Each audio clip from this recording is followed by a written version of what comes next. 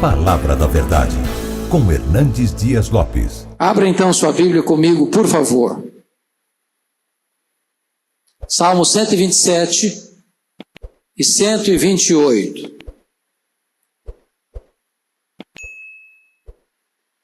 Esse texto diz assim: se o Senhor não edificar a casa, em vão trabalham os que edificam. Se o Senhor não guardar a cidade, em vão vigia a sentinela. Inútil vos será levantar de madrugada, repousar tarde, comer o pão que penosamente granjeastes. Aos seus amados ele os dá enquanto dormem. Herança do Senhor são os filhos, o fruto do ventre seu galardão. Como flechas na mão do guerreiro, assim os filhos da mocidade. Feliz o homem que enche deles a sua aljava, não será envergonhado quando pleitear com o inimigo à porta. Bem-aventurado aquele que teme ao Senhor e anda nos seus caminhos. Do trabalho de tuas mãos comerás, feliz serás e tudo te irá bem. Tua esposa no interior da tua casa será como a videira frutífera, teus filhos como rebentos da oliveira à roda de tua mesa. Eis como será abençoado o homem que teme ao Senhor. O Senhor te abençoe desde Sião, para que vejas a prosperidade de Jerusalém durante os dias de tua vida. Veja os filhos de teus filhos, paz sobre Israel. Amém. Irmãos queridos, esses dois salmos devem estar conectados. Eles são uma sequência lógica. E esses dois salmos retratam as fases da família. Se você notar, versículo 1 e 2 do Salmo 127, fala do começo da família, do casamento. Versículos 3 a 5 fala da chegada dos filhos, quando os filhos nascem, uma nova fase da família. Depois do Salmo 128, versos de 1 a 4, fala dos filhos agora criados, crescidos, já grandes, a família já feita, e essa família ao redor de uma mesa. E a última fase da família, versos 5 e 6 do Salmo 128, é a chegada dos netos. É a outra geração que surge. Então vamos dar uma olhadinha nessas 4 fases, porque nós estamos numa fase ou noutra. Numa fase ou noutra. Então vamos, em primeiro lugar, ver a formação da família. Se o Senhor não edificar a casa, em vão trabalham os que edificam. Aqui o primeiro princípio é o seguinte: ninguém se casa bem se não se casa no Senhor. A maior necessidade de uma família, irmãos, não é ter uma casa bonita, um carro novo, um bom salário. Isso é bênção de Deus. Mas você pode ter tudo isso, e se não tiver Deus, não tem nada feito. A casa vai ficar vazia. Construir o casamento sobre o alicerce que é Deus, é construir uma família sólida. Essa casa que é edificada sobre Deus, suporta chuva no telhado, suporta vento na parede, suporta rio no alicerce. Essa casa não cai. Mas a casa que é construída sobre dinheiro, sobre sucesso, sobre beleza, sobre fama, sobre glórias humanas, não suporta as tempestades. É por isso que você vê tantos casamentos que começam e terminam. É por isso que você vê que hoje cerca de 50% dos casamentos que começam no altar terminam no tribunal de divórcio. É por isso que você vê tantos casais que fazem juras de amor no altar, traindo um ao outro.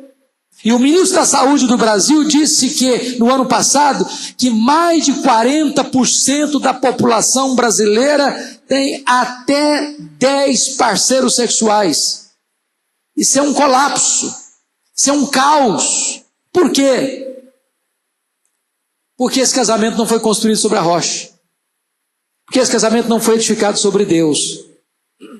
Então, a maior necessidade de um casal é da presença de Deus. E eu não sei como é que você tem feito na sua casa, mas eu encorajo você a orar com a sua esposa, orar com o seu marido. Casal que ora junto, enfrenta a luta junto e vence junto. O elo de ligação da nossa casa tem que ser Deus, irmãos. O princípio que deve reger a nossa casa deve ser a palavra de Deus. Então restabeleça o culto doméstico na sua casa. Levante o altar da oração na sua casa. Põe as coisas em ordem na sua casa, mas coloque Deus no centro, coloque Deus no alicerce, coloque Deus como fundamento. Porque se o Senhor não edificar a casa, seu trabalho vai ser vão. Você vai construir para o nada. Você vai edificar para o desastre. Tudo que você vai juntar não vai fazer sentido para você, não vai preencher o vazio do seu coração, e você vai ficar vulnerável, como uma casa construída sobre areia. Agora notem comigo o verso 2. Eu acho esse verso 2 tão fantástico, porque todos os casais, quando se casam, querem construir o seu pé de meia. Pensam em ter uma casa melhor, pensam em ter um salário melhor, pensam em ter uma condição financeira melhor, pensam em dar uma melhor condição para os seus filhos. E o trabalho é uma bênção. Trabalhar é um privilégio. Mas note isso. Se você trabalhar, sem entender as prioridades de Deus, você vai trabalhar demais, vai levantar de madrugada, vai dormir tarde, vai comer apressadamente a sua refeição, e no final não vai valer nada. Eu me lembro de um casal que chegou no meu gabinete e disse assim: Pastor Hernandes, nós estamos nos separando depois de 15 anos de casamento. Eu perguntei: mas por que vocês estão se separando? E eles me disseram assim: é que quando nós nos casamos, nós tomamos uma decisão. Vamos fazer o nosso pé de meia. Vamos trabalhar ao máximo quando somos jovens, para que quando a gente ficar mais um pouquinho maduro, a gente tenha uma condição financeira boa, a gente tenha uma boa estrutura para os filhos. Sabe o que eles fizeram? A mulher trabalhava das 7 da manhã às 3 da tarde. O homem trabalhava das 2 da tarde às 11 horas da noite. 15 anos. Depois de 15 anos, um olhou para o outro e perguntou assim: mas quem é você? A voz que cada um ouvia não era do cônjuge. O semblante que cada um via não era do cônjuge. O cheiro que cada um sentia não era do cônjuge. Depois de 15 anos, descobriram que estavam dormindo com um estranho, para não dizer que já estavam dormindo com o inimigo. O casamento acabou. Porque colocaram trabalho no lugar de relacionamento. Colocaram dinheiro no lugar de Deus. Então note isso. O dinheiro é bom, o dinheiro não é ruim não. O amor do dinheiro que é problema. O trabalho é ruim, não, o trabalho é uma bênção. Mas não põe o trabalho no lugar de Deus, não, que dá errado. Não põe o trabalho no lugar de relacionamento, que dá errado. Olha o que está escrito no versículo 2: inútil vos será levantar de madrugada, repousar tarde, dormir pouco, comer o pão que penosamente vocês ganharam, se vocês não colocam Deus em primeiro lugar. Aos seus amados Deus os dá enquanto dormem. Deixa eu dizer uma frase aqui que eu gostaria que você guardasse. Quando você cuida das coisas de Deus, Deus cuida das suas coisas. Quando você busca em primeiro lugar o reino de Deus, as demais coisas são acrescentadas. Quando você dá prioridade àquilo que é prioridade para Deus, Deus sabe qual a sua necessidade, Deus sabe o que você precisa, Deus sabe o que a sua casa precisa. Deus é quem é o nosso provedor, irmãos. Então aqui está um princípio. Eu sei que eu estou falando aqui para alguns casais jovens, eu estou falando talvez para alguns solteiros, eu estou falando para alguns pais que estão preparando os filhos para se casarem. A nossa geração hoje está muito diferente dos nossos pais. Muito diferente. Rapaz e moça hoje quer casar com tudo pronto, não é verdade? É a cultura nossa. Aí casa tarde, com 30, com 35 anos, que enquanto não tem um apartamento, enquanto não tem isso, enquanto não tem mobília em casa, enquanto tem tudo pronto, não quer casar. Quando eu casei, eu tinha muito amor no coração e sonho para dar. Não tinha nada, tinha um carro velho. Carro velho. Pela graça de Deus, estamos aí vivos, sobrevivemos, 28 anos de casado, Deus nos deu mais do que nós precisamos. Sabe por quê? Que quando você busca as coisas de Deus, Deus cuida das suas coisas. Então ponha Deus em primeiro lugar. Se você botar coisa em primeiro lugar, você vai ter coisas, e as coisas não vão satisfazer você. Você vai ter uma casa bonita, chegar em casa, vai ter um vazio na alma. Deus precisa ocupar o primeiro lugar na sua vida, Deus precisa ser o fundamento da sua família.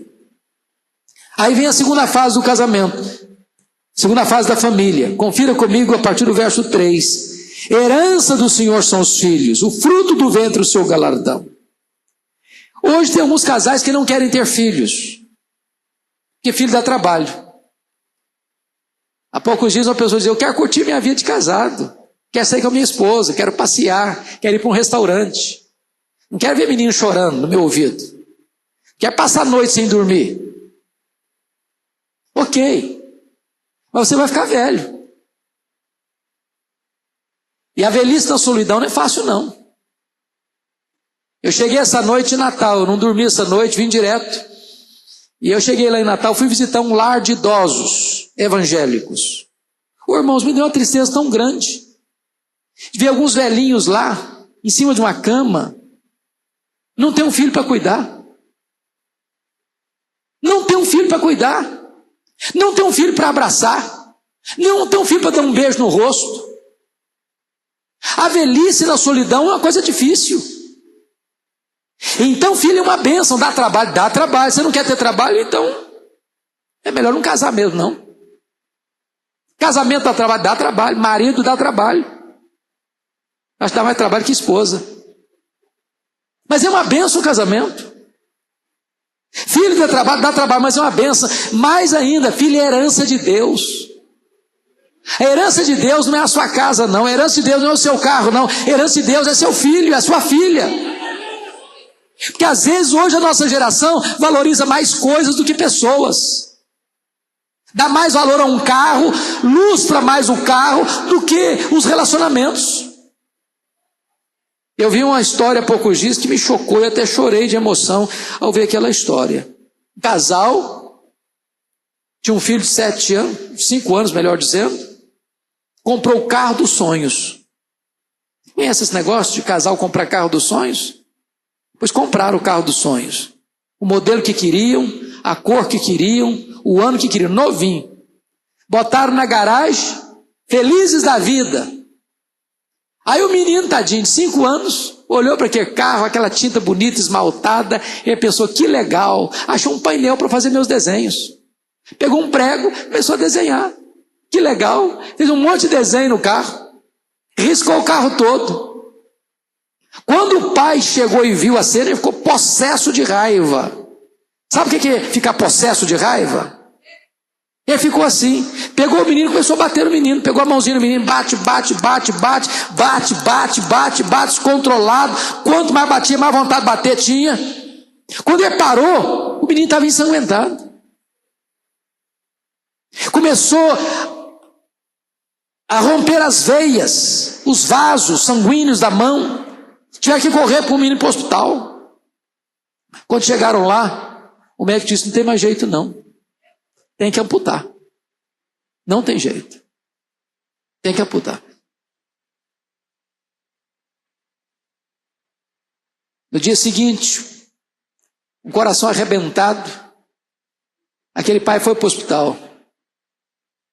E quando chegou lá, o menino de 5 anos levantou os cotoquinhos de mão, sem mão já, e disse: papai, nunca mais eu vou riscar o seu carro. Nunca mais vou riscar o seu carro. E aquele pai entrou em desespero. Em desespero. Sabe por quê? Porque colocou coisas no lugar de gente. Gente vale mais do que coisas. Deus, pessoas e coisas. Nós adoramos a Deus, nós amamos pessoas, nós usamos as coisas. Se a gente inverter isso, a gente esquece Deus, ama coisas e usa pessoas. Os nossos filhos são nossa herança. Não é o carro, não é o apartamento, não é a casa. Agora note mais. Versículo 4 diz que os filhos são como flechas na mão do guerreiro. Que figura maravilhosa. No passado, as guerras eram guerras onde se usava o arco e a flecha. E se você parar para pensar no guerreiro, a primeira coisa que o guerreiro tem que fazer é carregar as flechas nas costas. E eu quero dizer para você que pai e mãe carregam os filhos no coração, no ventre, nos braços e no bolso. No bolso. No bolso. Então a primeira coisa é que o guerreiro tem que carregar os filhos. Não dá para gerar filho e largar para lá. Não dá para gerar filho e abandonar. Não dá para gerar filho e jogá-los à sua própria sorte. A segunda coisa que o guerreiro faz é que nenhum guerreiro carrega a flecha só para carregar. O propósito do guerreiro é lançar a flecha. Lançar a flecha. Mas guerreiro não joga flecha fora. Guerreiro joga flecha para longe. Não para pertinho. Sabe o que significa isso? Você e eu, pai e mãe, não criamos filhos para nós mesmos. Nós criamos os filhos para a vida. Nós lançamos os nossos filhos como se lança uma flecha. Para longe. Para longe. Pode ter certeza disso, irmãos. Algumas famílias, por não preparar os filhos para a vida, formam um verdadeiro clã. Aí casa um filho, dá uma puxadinha na casa, bota lá dentro. Casa a filha, faz outra puxadinha na casa e bota lá dentro. Aí nasce os netos, faz outra puxadinha na casa para acolher os netos. E vira uma confusão. Sabe por quê? Tem um ditado popular que diz assim: quem casa, quer casa. É melhor você morar numa tapera do que morar numa mansão com seus pais, com seus sogros. Sabe por quê, gente? Sabe por quê? Marido e mulher, às vezes, dão umas desentendidas. Ou nunca aconteceu com vocês isso? Vocês já são mais crentes do que eu, nunca tiveram, né? Um probleminha. Não é? Não tem hora que você está assim, parece que chupou limão o dia inteiro, está bem mal-humorado? Agora imagine você, se você dá uma palavra meio atravessada com a sua mulher e o sogrão está do lado. Você acha que vai ficar feliz com você, com o genro? Vai gostar disso? Você daqui a 5 minutos se acertou com a sua mulher, está de bem com a vida de novo, está abraçando e beijando, e todo feliz da vida, mas o sogrão não ficou feliz com você não, é que aquele troço vai durar anos. Anos. Atravessado na garganta dele. Então preste bem atenção nisso. A gente prepara os filhos como uma flecha para jogá-los para longe, não para ficar debaixo da barra da nossa saia, como se diz o outro. Prepara os filhos para a vida. Terceira coisa do guerreiro: o guerreiro não joga a flecha para longe a esmo, não. O guerreiro só joga a flecha no alvo certo. E o que é o alvo certo? Nós criamos os nossos filhos para a glória de Deus. Nós criamos os nossos filhos para que o reino de Deus se expanda. Irmãos, às vezes, sabe o que tem visto hoje na nossa geração? É que muitos pais transferem para os seus filhos as suas frustrações. Eu queria ser isso na vida, não fui, meu filho vai ser. Eu queria ter estudado isso e aquilo, não estudei, meu filho vai estudar. E aí ele projeta no filho tudo aquilo que ele queria ser na vida e não foi. E às vezes ele nem pergunta se essa é a vocação do filho, se o filho tem pendor para isso, se o projeto de Deus para o seu filho é outro, e ele quer moldar o filho dele do jeito dele, ao gosto dele, para realizar os sonhos dele. Nós precisamos criar os nossos filhos para realizarem os planos de Deus, os projetos de Deus, lançando-os na direção da vontade de Deus. Então note isso. Seus filhos são herança. Seus filhos são flechas. Nós temos que investir nos nossos filhos. Investir nos nossos filhos não é apenas dar roupa para eles, não é apenas dar comida para eles, não é apenas dar teto para eles, não é apenas dar educação para eles, porque nós poderemos dar tudo isso se os nossos filhos se perderem. Conforme nós já olhamos agora há pouquinho na história do Ezequias, a coisa mais importante que nós precisamos fazer para os nossos filhos é ganhá-los para Cristo. É que eles conheçam a Deus, é que eles temam a Deus, é que eles sirvam a Deus. Porque os nossos filhos podem ocupar as posições mais altas, os cargos mais elevados, alcançarem o topo da pirâmide social. Se eles não conhecerem a Deus, eles terão riqueza, mas estarão perdidos. Perdidos. Então a segunda fase da família é a fase dos filhos pequenos. Vamos ver a terceira fase? Veja o Salmo 128, versículos de 1 a 3. Agora diz assim: bem-aventurado, feliz aquele que teme ao Senhor e anda nos seus caminhos. Então, preste atenção, uma coisa boa. Como é que começou essa família? Estruturada em Deus. Se o Senhor não edificar a casa, em vão trabalham os que edificam. Mas aí a família continua a sua história. Os filhos chegaram. Para onde foi essa família? Continuou no temor de Deus. Porque às vezes as pessoas começam bem e depois desviam. Começam bem e depois se afastam. Começam bem e depois têm outras prioridades. Começam bem, mas depois esquecem-se dos compromissos assumidos da presença de Deus. Essa família aqui, ela é bem-aventurada porque ela continua temendo a Deus e andando nos caminhos de Deus. Agora veja o verso 2. Do trabalho de tuas mãos comerás, feliz serás, e tudo te irá bem. Agora compara esse verso 2 com o verso 2 do 127. Está lá no 2 do 27, seguinte: e no último será levantar de madrugada, dormir tarde, comer o pão que penosamente vocês ganharam, porque Deus dá aos seus santos, aos seus amados, enquanto eles dormem. Deus faz hora extra para você quando você busca em primeiro lugar o seu reino. Agora, essa família está fazendo o que agora? Veja você o 2, do 28. Do trabalho de tuas mãos comerás, feliz serás e tudo te irá bem. O que você vê aqui? Integridade. Não tem esperteza. Eu vou fazer um negócio ilícito aqui, vou ganhar uma bolada. Vou fazer uma falcatruazinha, vou encher o bolso, vou garantir meu futuro. Vou dar uma propina para fechar aquele acordo, para fechar aquele negócio. Eu só vou vender se eu receber propina. E aí ganha muito dinheiro. E depois não pode andar de cabeça erguida na rua. Esse texto está dizendo que um casal que começa bem precisa continuar bem.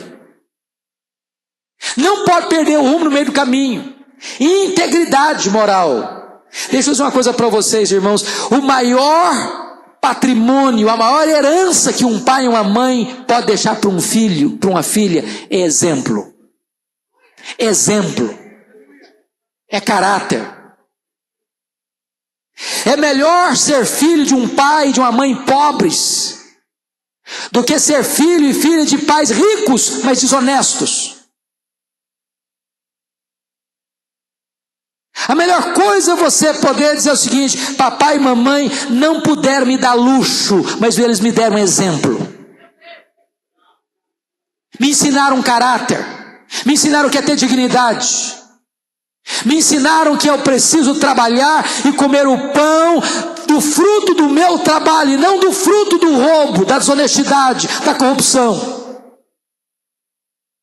Agora notem mais. Notem mais.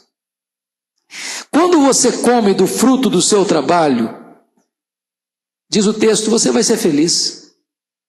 Feliz. Ô gente, alguém já disse o seguinte, que as pessoas mais felizes são aquelas que chegam em casa cheirando graxa e comem um bom prato de arroz com feijão e dormem a noite toda bem dormida. A Bíblia diz em Provérbios que é melhor você comer um prato de hortaliças mas com paz na sua casa, com harmonia no seu lar, com a consciência tranquila diante de Deus, que você ter churrascada, mas viver uma vida perturbada e inquieta. O que adianta uma pessoa que se corrompe e que rouba o erário público e que vai para um restaurante e paga R$1.000 num prato e R$23.000 uma garrafa de vinho? Se ele volta para casa perturbado, se ele não tem paz na alma, se ele sabe que aquele luxo todo foi fruto de roubo, que lá na ponta uma criança está morrendo na porta do hospital sem atendimento porque o dinheiro que devia ir para lá ele roubou. Então é melhor chegar em casa e comer um prato de arroz com feijão, saber, isso aqui foi Deus que me deu, foi fruto do meu trabalho e eu tenho dignidade para tomar essa refeição e dormir em paz.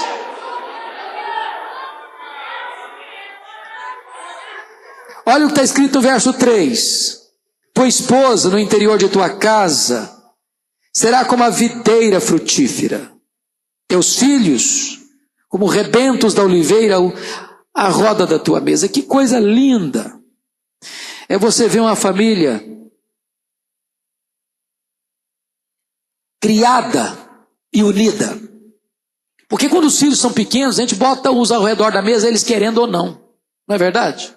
Senta aqui, menino. Ele senta aqui. Fica ali. Ele fica ali. Sai e vai para lá. Ele vai para lá. Agora, você não faz isso com um rapaz de 18 anos. Você não faz isso com uma moça de 25 anos. Não faz mais. Então, para você ter uma família unida, depois de adultos, você precisa ter investido lá na infância. Lá na infância. Há um princípio, irmãos. Quando os filhos são pequenos, eles querem ficar com os pais. Quando os filhos crescem, os pais querem ficar com os filhos.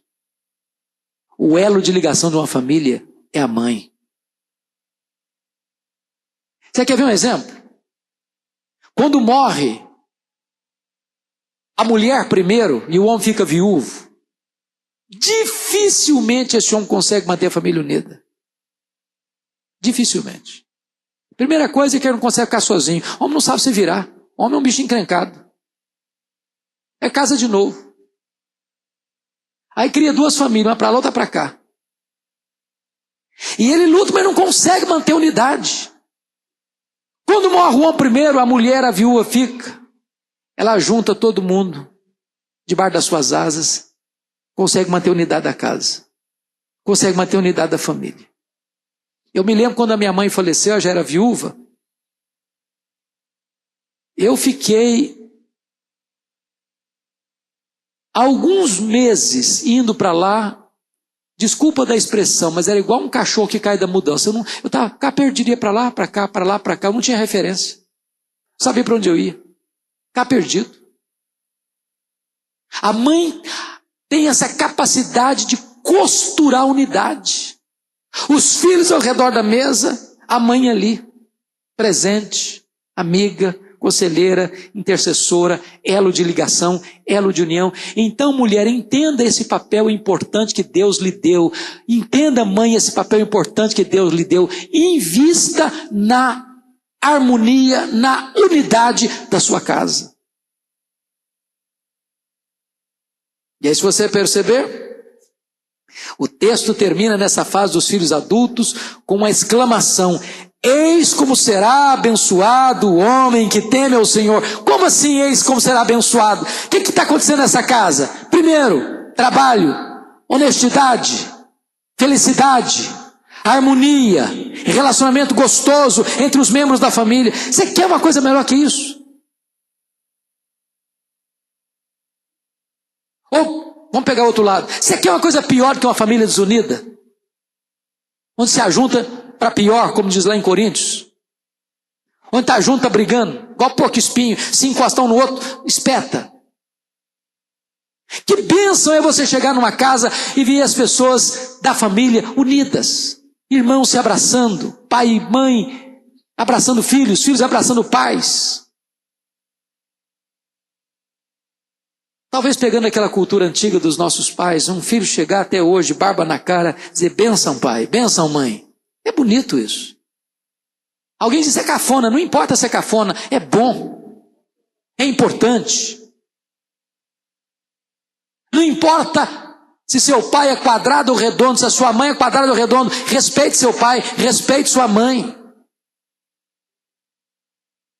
Quando você honra seu pai e sua mãe, Deus abençoa a sua vida. Esse é um mandamento com promessa, é o primeiro mandamento com promessa. Deus dá para você bem-aventurança, Deus dá para você longevidade. Essa família está unida. Isso é uma bênção. É uma bênção e é uma exclamação. Oh, veja como é feliz o homem que confia no Senhor. E a melhor expressão da bênção de Deus na vida de um homem e de uma mulher é a sua casa, é a sua família. Você pode ganhar o mundo, não faz sentido se você perde a sua família. Nenhum sucesso, conforme Josué diz, compensa o fracasso da família.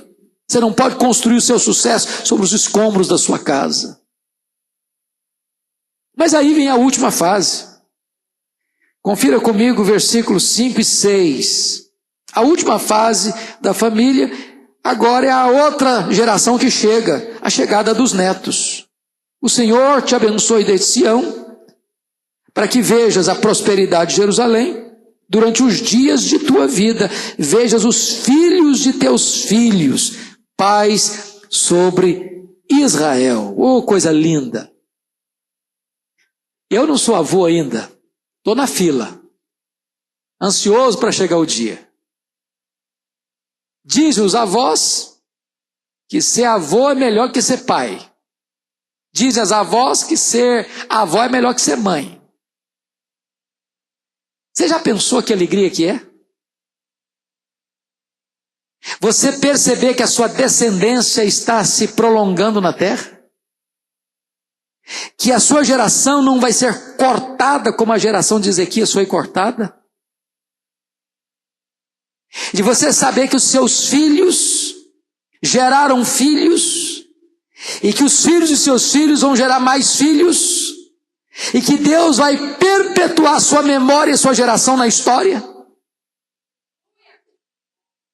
E de você poder agora, como Abraão, ter o compromisso de que as futuras gerações vão conhecer a Deus, e você ver seu neto, e talvez amanhã seu até bisneto, e você saudar de longe a promessa. Eu sei que Deus é fiel, e Deus vai cumprir a promessa, e a minha geração vai ser bem-aventurada na terra. Porque Deus prometeu de abençoar até 1000 gerações daqueles que o amam. Que privilégio, irmãos! É ter uma família, é constituir uma família, é criar uma família aos pés de Deus. É entender que Deus tem que vir primeiro, que o reino de Deus tem que vir primeiro, e que Deus é quem nos dá prosperidade, é Deus quem adestra as nossas mãos para adquirirmos riqueza. E quando você cuida das coisas de Deus, Deus cuida das suas coisas, e aí os filhos nascem, e você investe neles, eles são herança de Deus, você os prepara para a vida, e quando você os prepara para a vida, eles estão grandes, mas estão unidos em casa, eles são amigos, eles são companheiros, a mãe está junto, o pai está junto, ele é feliz, ele é bem-aventurado, e agora vem os netos, e os netos vão prosseguir nessa mesma pegada, nessa mesma jornada de conhecer a Deus e de tornar Deus conhecido. Que bênção, que bênção.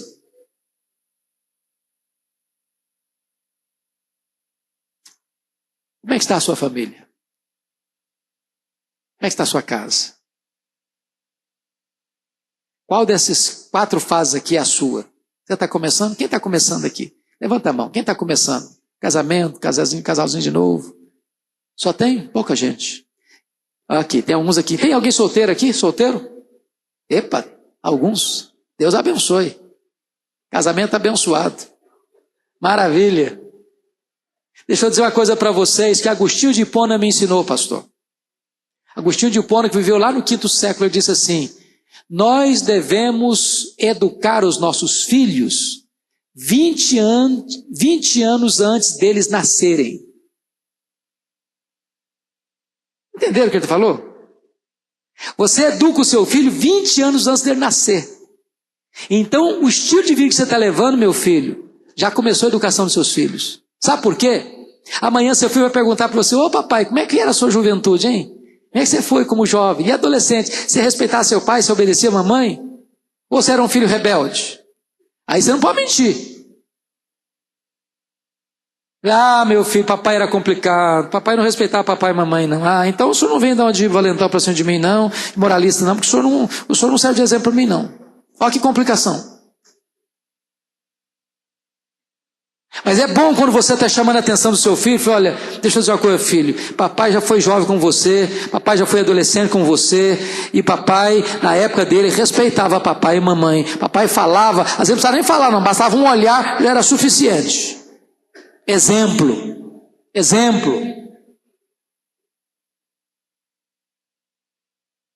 Quem está na segunda fase aqui, filhos pequenos em casa? Quem está? Levanta a mão. Ok, bastante gente. Entenda isso, seus filhos são herança de Deus, cuida deles. Herança de Deus, o maior presente de Deus para vocês. Prepara os seus filhos para a vida, para andar com Deus. Não tente criar seus filhos para vocês, não. Não faça da casa de vocês um clã. Vai vir uma confusão depois. Prepare os seus filhos para eles serem lançados para atender o projeto de Deus. Quem tem filhos grandes, adultos aqui? Levanta a mão. Filhos adultos. Ok. E aí, tá tudo bem lá em casa? São amigos? São unidos? Dá para sentar ao redor da mesa sem sair uma briga? Dá para comer uma macarronada no domingo e todo mundo feliz?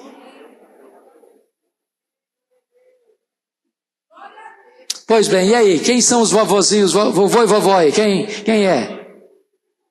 Aleluia, tem muita gente bonita aí. Que vocês possam ver os filhos dos seus filhos. Que vocês possam ver os seus netos sendo instrumentos de Deus para construir a nossa sociedade, levantar os muros da nossa geração. Que a nossa descendência seja bem-aventurada na terra. Que Deus abençoe as famílias aqui. Sua família é muito preciosa. Valorize sua família. Ame a sua família. Invista na sua família. Ore pela sua família. Eu quero dizer que você não tem uma família perfeita. Porque você não é uma pessoa perfeita. Você não teve pais perfeitos. Você não se casou com uma pessoa perfeita. Você não tem filhos perfeitos. Mas a sua família é o maior tesouro que você tem. Invista na sua família. Não abra mão da sua família. Dê o melhor que você tem para a sua família. E Deus vai honrar você. E você vai ser bem-aventurado na terra. Deus abençoe vocês. Deus dê graça a cada um de vocês nessa noite. Amém.